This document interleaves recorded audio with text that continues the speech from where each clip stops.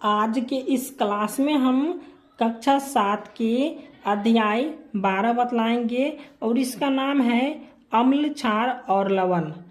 तो इसके सभी प्रश्न और उत्तर को हम बतलाएंगे। आप लोग वीडियो को शुरू से लेके अंत तक देखिए और चैनल पर नए तो चैनल को सब्सक्राइब कर दीजिए।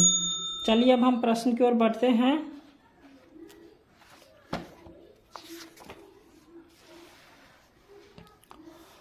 तो यहाँ पे देख लीजिए, अभ्यास है 12 का अभ्यास है कि 1 नंबर में है कि रिक्त स्थानों की पूर्ति कीजिए। तो एक में दिया हुआ है अम्ल नीले लिटमस पत्र को जो है सो लाल कर देता है। उसके बाद 2 में है अम्ल का स्वाद खट्टा और क्षार का स्वाद कड़वा होता है। उसके बाद 3 में है उदासीनीकरण अभिक्रिया में लवण और जल बनते हैं। उसके बाद 4 में है हल्दी पत्र पर खरिया पाउडर घोल डालने से इसका रंग जो है सो लाल हो जाता है। उसके बाद 5 में है नीला थोथा यानी कि कॉपर सल्फेट एक जो है सो लवण है।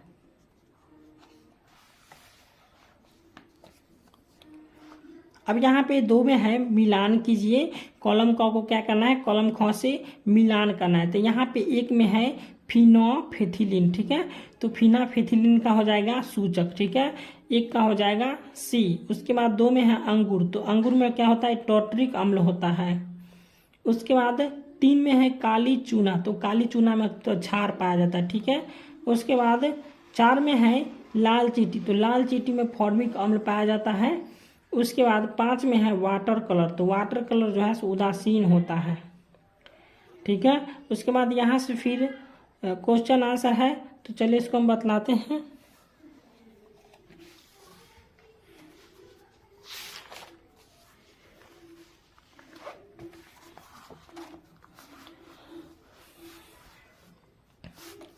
तो यहाँ पे तीसरा प्रश्न है अम्ल एवं क्षारों के बीच अंतर बताइए।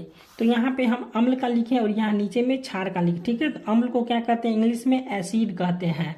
तो इसको लिखेंगे कि अम्लों का स्वाद खट्टा होता है तथा यह नीले लिटमस पत्र को लाल कर देता है। तो ये हो गया अम्ल का। अब क्षार का बतलाएंगे। क्षार को इंग्लिश में क्या कहते हैं, बेस, यानी कि क्षार का स्वाद कड़वा होता है तथा यह लाल लिटमस पत्र को नीला कर देता है।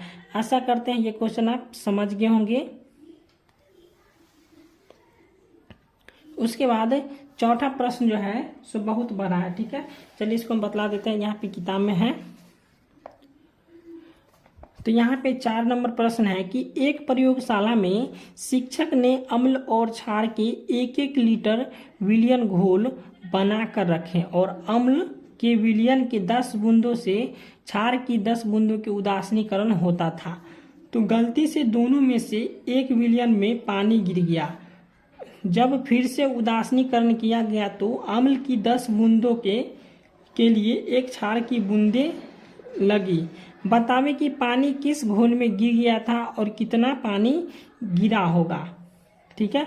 तो चलिए इसका हम उत्तर बतला देते हैं। तो यहाँ पे इसका उत्तर हम इस प्रकार से लिखेंगे। अम्ल को क्या कहते हैं, अम्ल हो जाता है विलयन और क्षार भी है आपका विलयन। तो यहाँ पे अम्ल कितना लिए, 1 लीटर में कितना 10 बूंद होता है, ठीक है। 1 लीटर में कितना लिए 10 बूंद, यहाँ पे यही लिया गया है, ठीक है। और फिर यहाँ पे क्षार भी 1 लीटर 10 बूंद पानी गिरा दिया, ठीक है। 10 बूंद और उसके बाद पानी गिर गया। तो इसको भी इस प्रकार से बनाएंगे। यहाँ पे 10 बूंद या इसके बाद लिखेंगे 15 बूंद क्षार पानी, ठीक है। उसके बाद 10, फिर यहाँ पे हो जाएगा 15 बूंद, यहाँ पे हो जाएगा 1/1/2 यानी 1/1/2 यानी दोनों साइड बराबर हो गया। उसके बाद हो जाएगा 10, इधर हो जाएगा 20 बूंद, ठीक है। इसको आप अच्छे से लिख लीजिएगा, इसी प्रकार से बना लेना है, ठीक है। अब हम प्रश्न संख्या 5 को बतला देते हैं।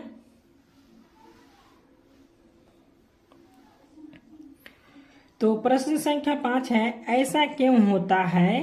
पहला क्वेश्चन है कि जब आप अति अम्लता से पीड़ित होते हैं तो प्रति अम्ल की गोली लेते हैं, ठीक है। तो इसका उत्तर हम लिखेंगे पहला कि प्रति अम्ल में क्षार पाया जाता है। ठीक है, तो प्रति अम्ल में क्या पाया जाता है? क्षार पाया जाता है। यह अम्ल का प्रभाव को उदासीन कर देता है और पीड़ित व्यक्तियों को अति अम्लता से राहत मिलती है। ठीक है, यही हो जाएगा इसका आंसर।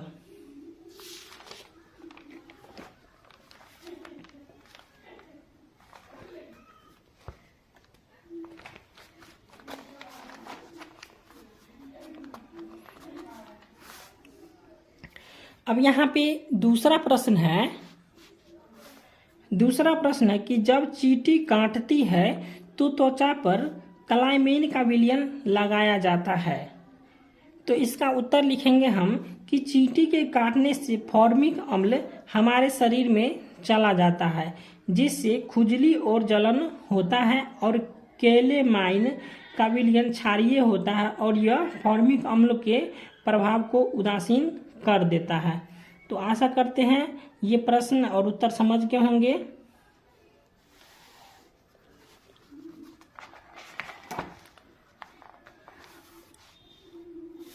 उसके बाद तीसरा प्रश्न है, कारखाने के जो है सो अपशिष्ट को नदियों में बहाने से पहले उसे उदासीन किया जाता है।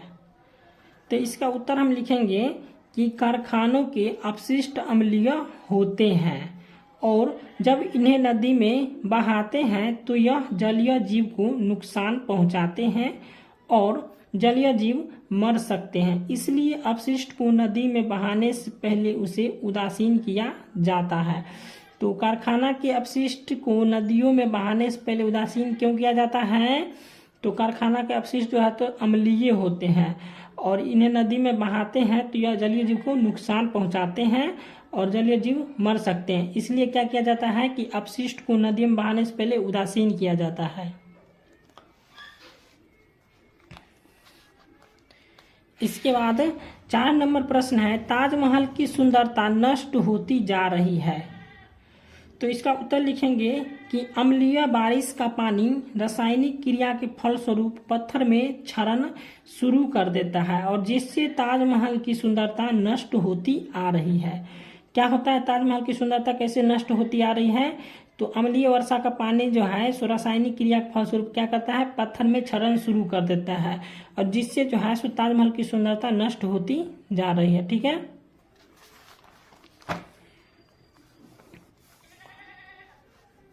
उसके बाद 6 नंबर प्रश्न है, उदासीनीकरण की प्रक्रिया को 2 उदाहरण देते हुए समझाइए। तो इसका उत्तर लिखेंगे कि अम्ल और क्षार के एक निश्चित मात्रा में आपस में मिलाने पर विलयन की प्रकृति न तो अम्लीय रहती है और न तो क्षारीय। इस क्रिया को उदासीनीकरण कहते हैं। ठीक है, यह समझ गए होंगे कि उदासीनीकरण किसे कहते हैं। उसके बाद यह एक रासायनिक परिवर्तन है क्योंकि इसमें एक नया पदार्थ बनता है। चलिए यहाँ से लेके यहाँ तक आप लोग लिख लीजिएगा। यहाँ पे अम्ल प्लस क्षार, उसके बाद हो जाएगा लवण प्लस जल प्लस ऊष्मा। ठीक है, जिस प्रकार से लिखे हुए हैं उस प्रकार से आप लिख लीजिएगा। ठीक है,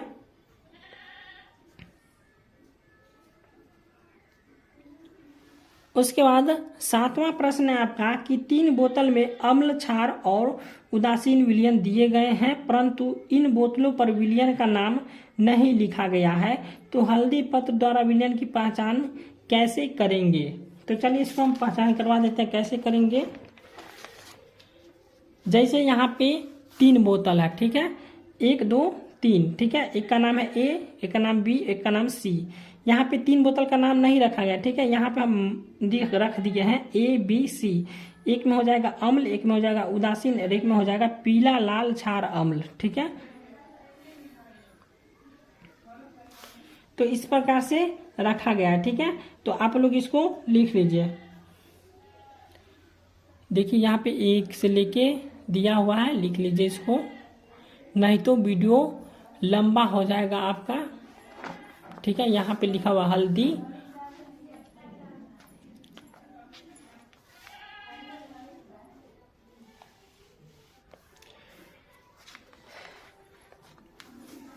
उसके बाद 8वां प्रश्न है, क्या आसूत जल अम्लीय जल, ठीक है, क्या आसूत जल अम्लीय, क्षारीय, उदासीन होता है? आप इसकी पुष्टि कैसे करेंगे? तो यहाँ पे आसूत जल क्या था आपका कि अम्लीय, क्षारीय, उदासीन होता है। आप इसकी पुष्टि कैसे करेंगे? तो इसका उत्तर हम लिखेंगे कि आसूत जल की प्रकृति उदासीन होती है और हम लिटमस टेस्ट द्वारा इसकी पुष्टि कर सकते हैं कि आसूत जल लाल या नीले लिटमस का रंग नहीं बदलता है। ठीक है, समझ गए होंगे कि आसूत जल की जो है प्रकृति उदासीन होती है और हम लिटमस टेस्ट द्वारा इसकी पुष्टि कर सकते हैं कि आसूत जल लाल या नीले लिटमस का रंग नहीं बदलता है। अब यहाँ पे 9वां प्रश्न है कि नीले लिटमस पत्र को एक विलयन में डुबोया गया और यह नीला ही रहता है, विलयन की प्रकृति क्या है, समझाइए। तो इसका उत्तर हम लिखेंगे कि नीले लिटमस पत्र को विलयन में डुबोने पर वह नीला ही रहता है और विलयन की प्रकृति क्षारीय या उदासीन है। ठीक है, इस प्रकार से आप लिख लीजिएगा। तो वीडियो अच्छा लगा तो वीडियो को लाइक कीजिएगा और चैनल को सब्सक्राइब कर दीजिएगा।